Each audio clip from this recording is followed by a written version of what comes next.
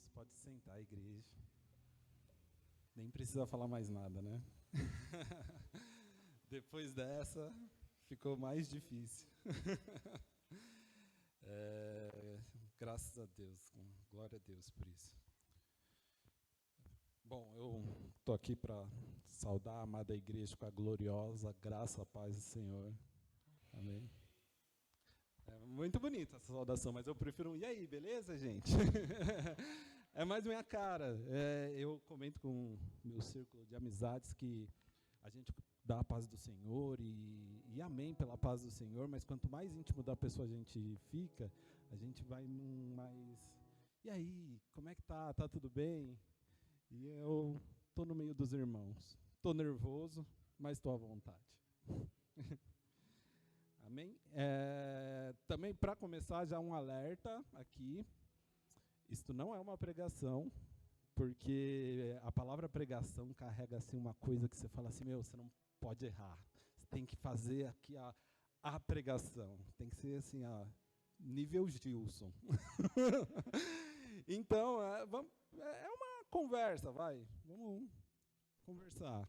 Mas é uma conversa que só eu falo. E em conversa não tem como errar, e eu chamando de conversa, para mim fica mais fácil de conduzir. Amém? Os irmãos entendem, né?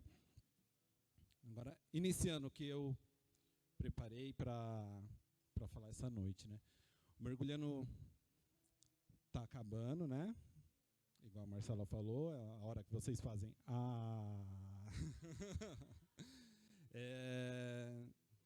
Mas foi um mês assim para quem não sabia o que era graça, agora ficou sabendo. Não é possível.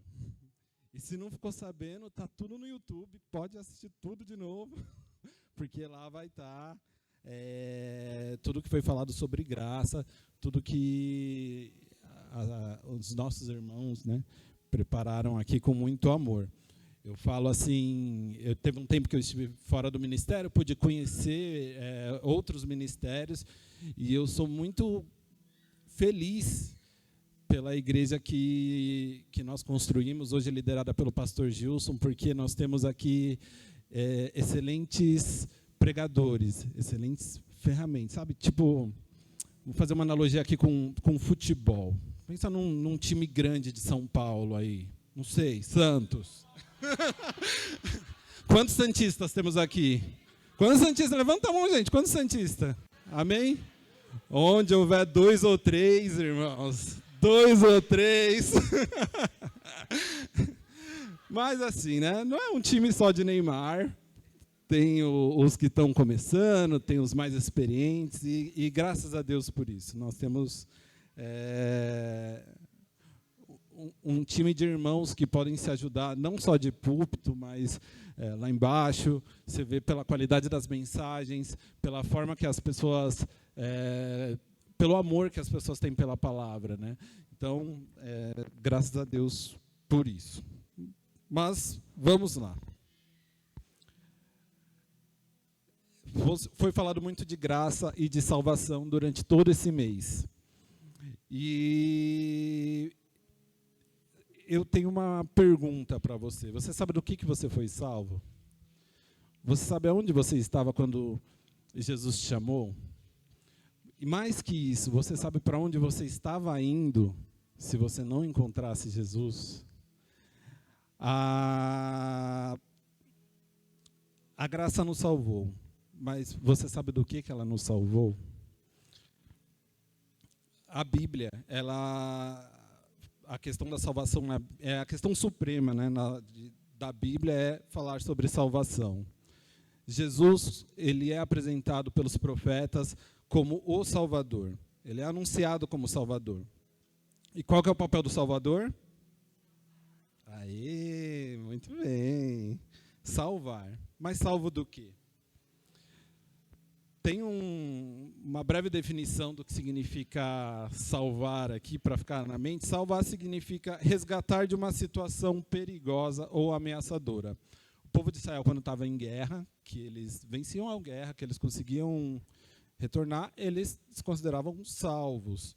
quando uma pessoa está muito doente e ela passa pelo processo de cura, ela também experimentou um tipo de salvação. Quando tem plantações e tem Deus salva da praga e da seca, isso também é um tipo de salvação. E é disso que eu quero falar, daquilo que é de... Peraí, tô gago, mas é assim mesmo.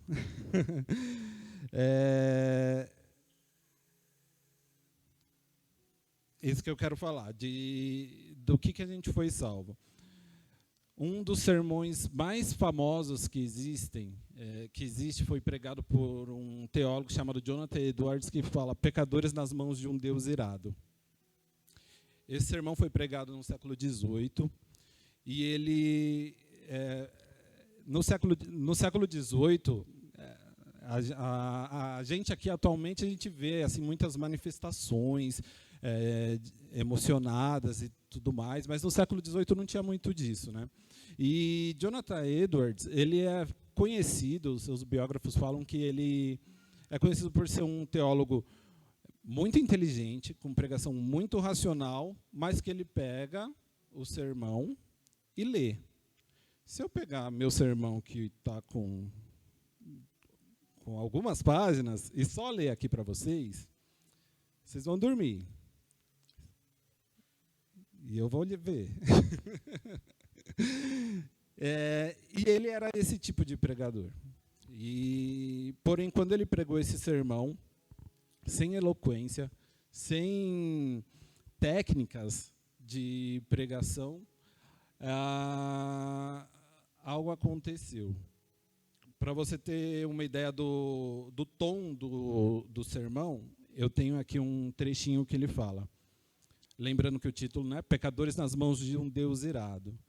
E um trecho é: não há nada, a não ser a boa vontade de Deus, que impeça os ímpios de caírem no inferno a qualquer momento. Por mera boa vontade de Deus, me refiro à sua vontade soberana, ao seu livre-arbítrio, o qual não é restringido por nenhuma obrigação, nem tolhido por qualquer tipo de dificuldade, em última análise, sob qualquer aspecto. Nada, exceto a vontade de Deus, tem o poder de preservar o ímpio da destruição num instante sequer. Quando ele pregava esse sermão, ele não conseguiu chegar ao fim, porque era um sermão tão duro sobre a ira de Deus contra os ímpios, que as pessoas se agarravam nos móveis, nos bancos, com medo de ir direto para o inferno. As pessoas, elas gritavam que... Há relatos de que até 400 metros de distância as pessoas escutavam os gritos de desespero, com medo de ir para o inferno. Ele não conseguiu terminar o sermão, ele não conseguiu chegar na parte da graça, pelo medo que as pessoas tiveram de ir para o inferno, o medo da ira de Deus. Porque o nosso Deus é um Deus amoroso. Ele prova o amor dele só pelo fato de nós, enquanto pecadores, não termos sido consumidos e ido direto para o inferno. Ele deu seu filho, ele escolheu nos salvar. Mas, talvez o que você pense, poxa, mas é um castigo muito duro para mim que sou bonzinho, eu que não faço nada, eu só fico em casa. Mas você também veio de uma descendência pecadora e você comete pecados. Eu tenho uma explicação também de um grande pregador chamado Paul Washer, que ele fala que a gravidade da condenação não está ligada ao ato cometido, e sim contra quem você comete o ato. Por exemplo, eu tenho uma filha, a Luísa, muito legalzinha. Eu gosto dela, gente, de verdade. Mas se alguém vê eu dando um tapinha na Luísa, tudo bem. Talvez até me admirem. Talvez até falem assim, olha só, um pai que corrige. Tão difícil ver alguém corrigindo com um tapinha. Se alguém me vê dando um tapa na Tamires, eu não sou nem doido para isso. É crime. Aí já é crime. E se eu der um tapa na rainha da Inglaterra? Aí é pena de morte, aí não tem nem papo. E se a gente faz é a mesma ofensa. E se a gente comete essa ofensa contra o Eterno? Nós não merecemos também um castigo eterno? O inferno, ele é só uma representação da justiça de Deus, da ira de Deus contra o pecado. Gente, Deus odeia o pecado. Deus odeia o pecado. Nós pecamos e Deus odeia o pecado. Mas Ele também nos ama. E por isso que Ele enviou o seu Filho para nos salvar. Mas, até aqui a gente falou do castigo com os ímpios. Mas a Bíblia também nos fala daqueles que conhecem a Cristo e optam pelo caminho do pecado. Aí você me pergunta, mas existe isso, Wellington? Existe. Existem aqueles que, conhecendo a Cristo, conhecendo o caminho que leva à salvação, não querem ter um compromisso com Ele, querem viver as suas vidas de forma a satisfazer a sua própria vontade. Vamos abrir a Bíblia em Hebreus, capítulo 10, a partir do versículo 26. Alguém vai colocar aí? Na mídia?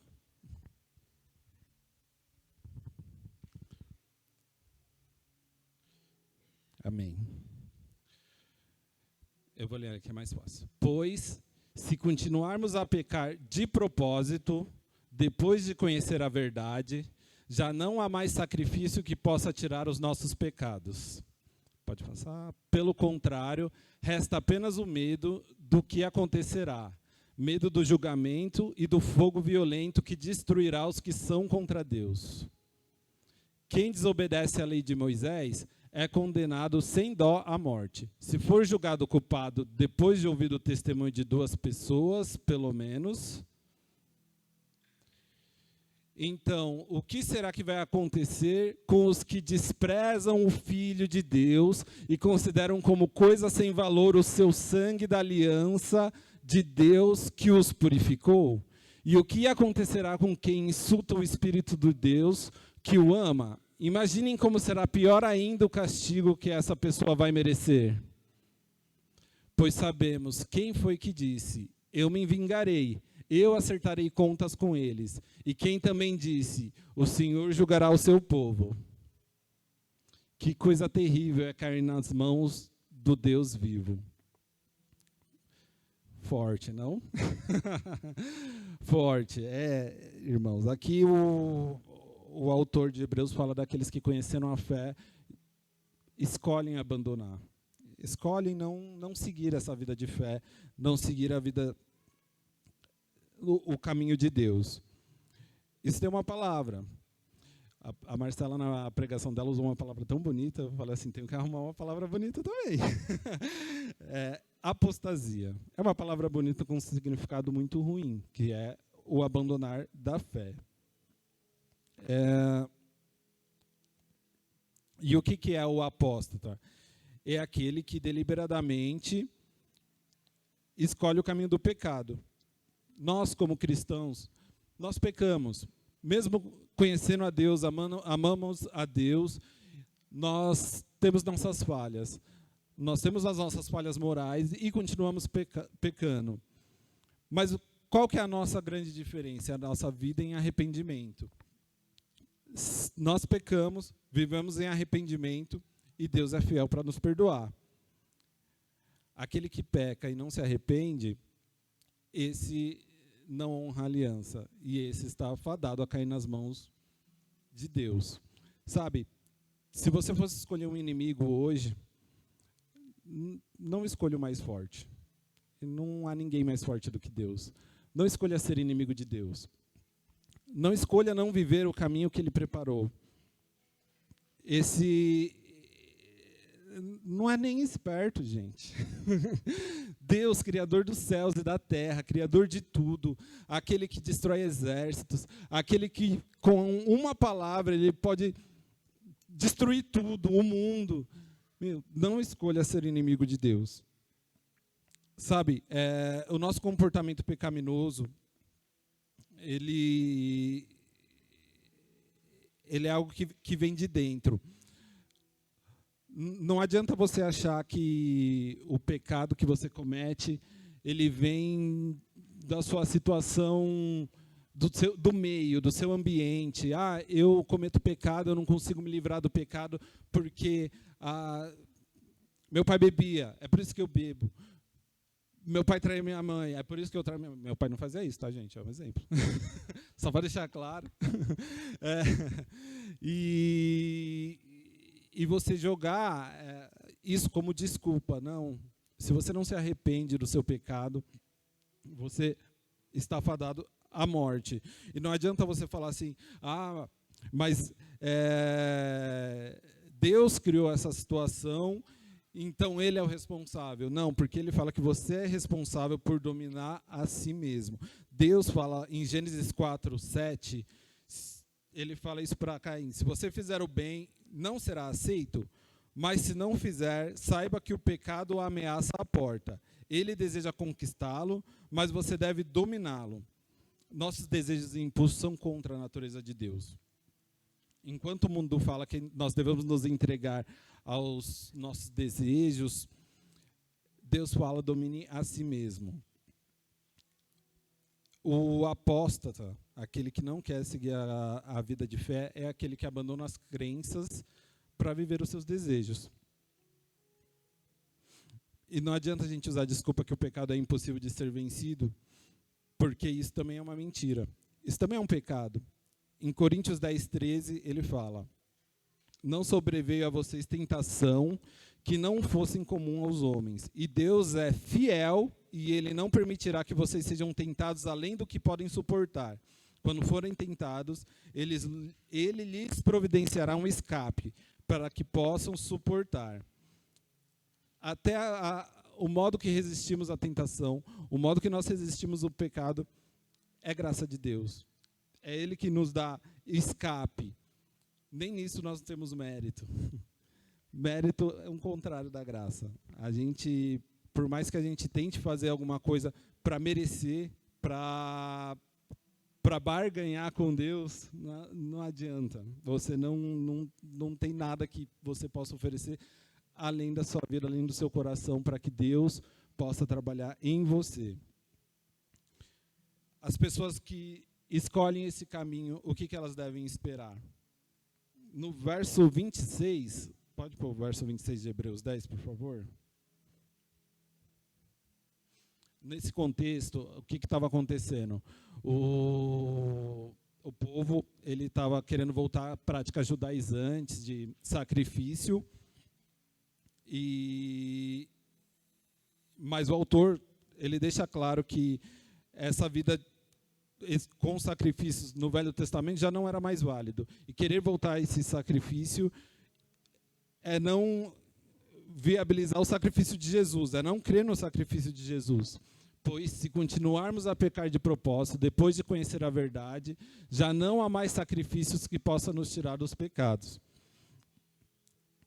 Então, as pessoas abandonam a Deus por querer mais. As pessoas querem vida na graça e poder satisfazer a carne ao mesmo tempo. É muito difícil alguém que sai da igreja falando assim: agora eu quero sentar no colo do diabo. Agora eu estou doido para ir para o inferno. Não, não é isso. As pessoas saem porque elas querem mesmo satisfazer o seu interior, satisfazer a sua vontade, se satisfazer com os prazeres do mundo. Nos últimos anos, a gente vê um fenômeno, né? O crescimento da população cristã foi muito grande e muito rápido. E aí, isso deu a origem a um ser chamado cristão não praticante. É o cristão que não está muito afim, está na hype de ser crente, mas não está muito afim de carregar a cruz, carregar a vida conforme aquilo que a Bíblia nos diz que nós temos que viver. Eu mesmo, quando estava na época de faculdade, eu não tinha vergonha de ser crente. Eu já estava de boa. Sou crente. E daí? Mas o que pegava? Meus amigos, eles zoavam muito, justamente porque eu não, apesar do título cristão, eu não era igual a eles. Isso, beleza, né? E eles falavam, pô, Hélio, você é crente, cara, mas você vai deixar passar a sua juventude. Você não vai se divertir. Faculdade, assim, quem está na faculdade aí, fortaleça aí, porque é difícil. Você não vai beber, você não vai sair para beber, você nunca ficou louco na vida, beber até cair? Graças a Deus, não. Graças a Deus, não. Mas quando você está ali no meio, querendo ser aceito, é muita pressão, e você tem que se posicionar. Então, eles viam que eu não ia cair nessa. Eu não ia transformar a minha vida, me entregar aos meus desejos, somente para ser igual a eles. Não ia cair em tentações sexuais, somente para ser iguais a eles. Mas alguns crentes resolvem esses problemas customizando o evangelho, falando assim, eu sigo a Deus. Mas, de vez em quando, um pecadinho, só um pecadinho, Deus perdoa. E Deus perdoa, mas a pessoa que fala isso, ela está arrependida? Sim ou não? Sim ou não? Não, né, gente? Não está. Não está. Querer obedecer a Deus, seguir o caminho da graça e satisfazer as vontades pessoais, a vontade da carne, é a mesma coisa que você soltar uma pedra e esperar que ela caia para cima. Não dá, não tem como. Não foi para isso que nós fomos chamados. Não é isso que Deus quer de nós. Eu falei que ia ser rápido, mas eu estou chegando na metade, gente.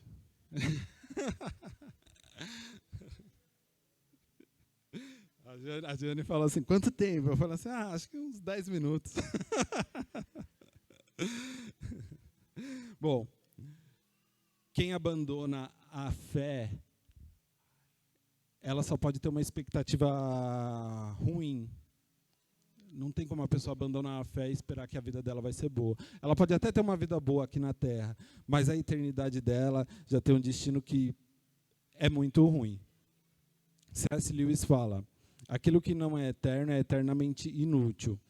Se nós vivermos para construir riquezas, construir tesouros, para ser bem com as pessoas aqui na Terra, isso tudo é passageiro. Uma hora vai acabar. Uma hora isso vai cessar e vai restar o que é eterno.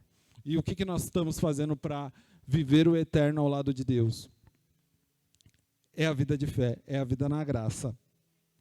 Essa expectativa de algo ruim, eu, quando criança também, nunca fui um cara muito de fortes emoções. Então, quais eram as minhas expectativas ruins? Era eu não estudar numa prova e ir mal nessa prova. Era eu ter apresentação, eu não gosto de falar em público, né? Estou falando em público aqui, mas nunca gostei, estou começando a gostar agora. Mas era ter uma apresentação, eu não me preparar para a apresentação e querer ser o cara da apresentação. Essa era a minha expectativa ruim. E aí eu barganhava com Deus. Falava assim, Deus, faz eu ir bem, que eu prometo que eu vou ler todo o livro de Provérbios. Isso é mais do que minha obrigação, gente. Eu imagino Deus olhando e falando assim, tá, bom. Minha filha, ela tem uma boneca que chama Laura. A Laura, ela gosta. Quando a gente vai brigar com ela, que ela fala assim, Luísa, vai tomar banho. Aí tá aquela guerra. Não quero, não sei o que. A gente tem que se impor como pai e falar assim, vai tomar banho agora. Sabe o que ela fala para mim? Também você não vai segurar a Laura. Eu nem quero segurar a Laura. Eu nem gosto da boneca. Sabe? E às vezes nós fazemos isso com Deus. Nós ameaçamos. Ai, Deus, se você não fizer isso, se você não permitir que eu tenha uma vida de prazeres, tchau, hein? Eu vou dar as costas. Você acha que Deus fica lá amargurado, chorando, falando: meu amigo, volta para mim. Claro que não, gente. Claro que não. É a gente que tinha que estar todos os dias rastejando aos pés dele, porque ele que é o Rei dos Reis, ele que morreu numa cruz para nos salvar, ele que tem o poder de nos salvar, de nos levar para a vida eterna. Nós não temos nada para oferecer para Deus. Por isso que ele nos deu a sua graça. Porque senão era uma troca. E não temos nada para trocar com Deus. Nada, nada, nada, nada. Na palavra da Juliette, ela falou de Romanos 5, que fala: tendo sido, pois, justificado pela fé, temos paz com Deus, por nosso Senhor Jesus Cristo, por meio de quem obtivemos acesso pela fé a esta graça no qual agora estamos firmes e nos gloriamos na esperança da glória de Deus. Nós temos paz com Deus. É o que eu falei. Nós temos paz com aquele que podia nos levar direto para o inferno, nos mandar direto para o inferno. Com aquele que podia nos destruir. Mas ele nos amou. E ele deu o seu filho para nos resgatar. Ele deu o seu filho por amor a nós. Amém? Ele deu o seu filho, que é a nossa esperança para a vida e para a morte. Eu gostaria de chamar o grupo de louvor, que é o pessoal que estava tocando aqui. Colossenses 3, 11.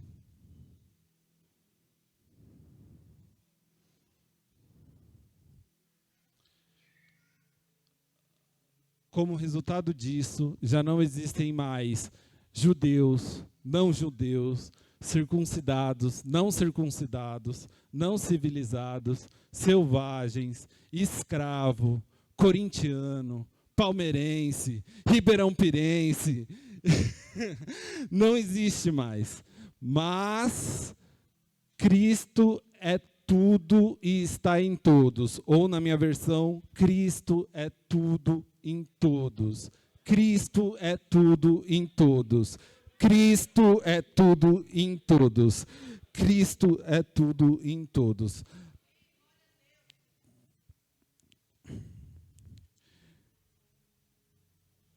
Cristo, ele estava com o Pai na criação. Cristo, ele estava com o Pai desde o início, desde quando ainda não existia mundo, desde quando não tinha sol, não tinha lua, não tinha terra.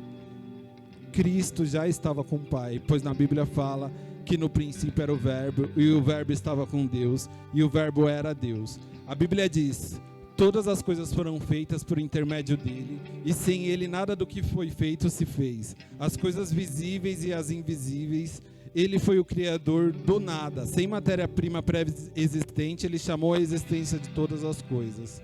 Cristo é o nosso único Salvador.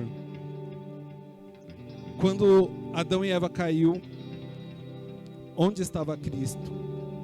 Cristo, ele já estava lá, que ele foi prometido como aquele que é a descendência da mulher, a semente da mulher que veio para esmagar a cabeça da serpente, e ali ele foi apresentado como o único Salvador, aquele que pode dar a você a vida eterna. Cristo também é tudo no Antigo Testamento. Cristo é tudo no Antigo Testamento. Ele é a semente da mulher. É dele que falavam os patriarcas. Os profetas apontam para ele. Ele é o Cordeiro da Páscoa. Ele é aquela coluna de nuvem durante o dia. Ele é aquela coluna de fogo durante a noite. Ele é representado pelo maná que caiu do céu. Ele é representado por aquela rocha ferida, onde brotou água para o povo no deserto. Ele é representado pelo tabernáculo. Ele é representado pela Arca da Aliança e aquilo que estava dentro da aliança. da Arca da Aliança são as tábuas da lei, o maná e a vara seca de Arão que floresceu. As festas de Israel apontam para Cristo. O sacrifício do templo aponta para Cristo. Os profetas apontam para Ele. O sacerdócio aponta para Ele. Ele é tudo em todos. Ele é tudo em todos. Fique de pé. Fique de pé, o Novo Testamento aponta para Ele. Ele nasceu de mulher, Ele veio, o Verbo se fez carne e habitou entre nós, cheio de graça e de verdade. Nós vimos a sua glória, como a glória do unigênito. Os evangelhos falando dele, do seu nascimento, da sua infância, da sua vida. Ele veio, Ele curou, Ele salvou, Ele fez os cegos enxergar, Ele fez mudos falarem, Ele curou, Ele salvou. Cristo é tudo em todos. Cristo é a nossa salvação. Cristo, Ele é o pão da vida.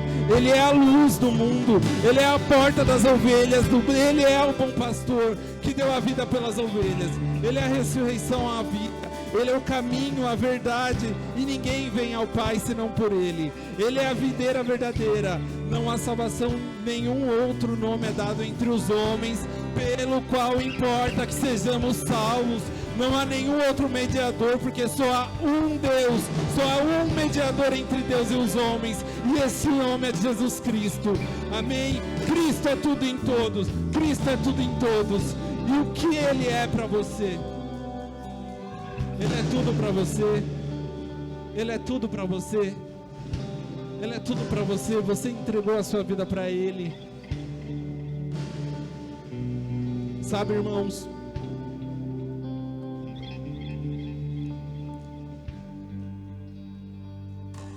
a graça, ela veio, ela nos salva, mas às vezes nós não sabemos aquilo que estava nos esperando.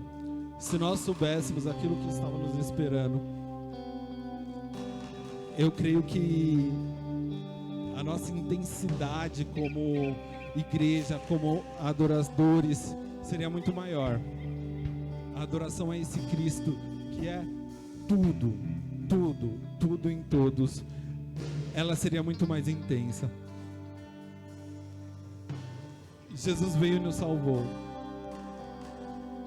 Só nos resta agora nós adorarmos a Ele, pregar a Sua palavra, espalhar o Evangelho, ser igual a Ele. Cristo é tudo em todos. Vamos adorar ao Senhor nessa noite. Vamos adorar ao Senhor nessa noite. Levante sua voz, adore junto com o grupo de louvor. Entregue o seu coração a Ele. Sabe, se você nessa noite, você tem algo para pedir perdão a Ele, peça, se quebrante. Se você nessa noite não o conhece, essa é a sua chance de o conhecer. Se apresente a Ele como alguém que se arrepende do seu pecado, como alguém que se arrepende das suas más obras. Adore a Ele nessa noite.